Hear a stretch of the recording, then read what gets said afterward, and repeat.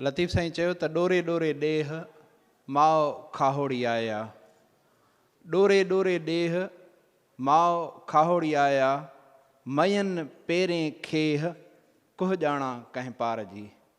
Stage ते वेठल असां सभिनी जो मानायतो ऐं हरदिल अज़ीज़ साईं सैयद सरदार अली शाह साहब, साईं कासिम सुमरो साहब, साईं मुनवर अली महेसर साहब, साईं सेक्रेटरी सैतु साहब, साईं अलीम लाशारी साहब, साईं इंजीनियर साहब ऐं साम्हूं सभई मानाता कुर्बायता दोस्त साईं ख़ैर मोहम्मद कोलाची साहब, साईं शेख साहब, साईं डॉक्टर कुरैशी साहब खमींदे आख़िर ताईं एबी लाशारी साहब ऐं सॼा सभई दिलगिरा दोस्तो, साईं हरीफ़ ख़ान चांडियो साहब, सभिनी खे मुंहिंजो सलाम, मैडम यास्मीन चांडियो ऐं ॿिया सभई दोस्तो।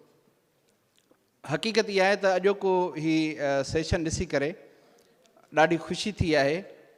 हर माण्हू पंहिंजी ज़ात में इदारो आहे जेको जेको हिते आयो आहे ऐं जंहिं जंहिं पंहिंजो कमु पेश कयो आहे। ऐं यकीन ॼाणो त मुंहिंजो हूअं ई इहो ईमान आहे त सिंध जीअं सिंधी में चवंदा आहिनि त सिंध गिदड़नि नाहे खाधी, त अॼु ॾिसी करे उहो ईमान अञा वरी पुख़्तो थियो आहे त सिंध वाक़ई गिदड़नि नाहे खाधी।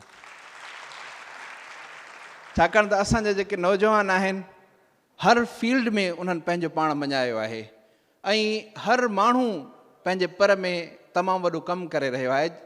ईअं शेख याज़ जीअं चयो त सॼो ॾेह ॾाटरा करे ॼो भा सवें ईद जा चंड उभरी पवनि, त ईअं हर माण्हू ईअं कमु करे। जीअं अॼु मुख़्तलिफ़ दोस्तनि जो कमु साम्हूं पेश थियो आहे त यकीन कयो त कई ईद जा चंड उभरी पवनि। हीउ देश जंहिंखे अंग्रेज़नि ॾुखारो ॾेह सॼो हो त उहो सुखारी सिंध ॾुखारा माण्हू, त इहे जेके सुखारी सिंध जा माण्हू आहिनि इहे माण्हू पाण बि उहे सुखारा थी सघनि था।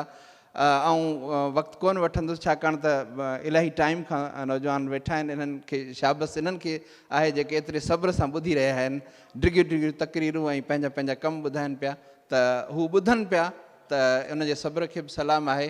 ऐं हिकु दफ़ो ॿीहर इस्काला जे दोस्तनि खे सलाम पेश कयां थो ऐं उन्हनि खे मुबारकूं ॾियां थो त जेके हेतिरो परे खां वञी करे ऐं पंहिंजी धरतीअ सां जिन पंहिंजो रिश्तो आहे, जिन जो जेको नातो आहे उहो ॻंढे रखियो आहे। लतीफ़ साईं चयो त आंगुर जेॾा पेरड़ा धरतीअ मंझि धरियाम, मुंहिंजा पेर जॾहिं अञा आंगुर जेतिरा नंढड़ा ऐं पहिरीं विख मूं खईं हिन धरतीअ ते, आंगुर जेॾा पेरड़ा धरतीअ मंझि धरियाम, जिते जनब जेॾी साईं मोहम्मद ख़ान शेख साहब वेठो आहे, सॼी सिंध जी जेका ख़िदमत करे रहियो आहे। यकीन कयो ईअं मूं जीअं चयो न त हर माण्हू हिते इदारो आहे, हर माण्हू पंहिंजे पर में तमामु वॾो कमु करे रहियो आहे। आंगुर जेॾा पेरड़ा धरतीअ मंझि धरियाम, जिते जनब जेॾीअं ॻारा जित गरियाम, सेई साह सरियाम, सेई राह तरूअ जी। तव्हां सभिनी जी तमामु घणी महिरबानी।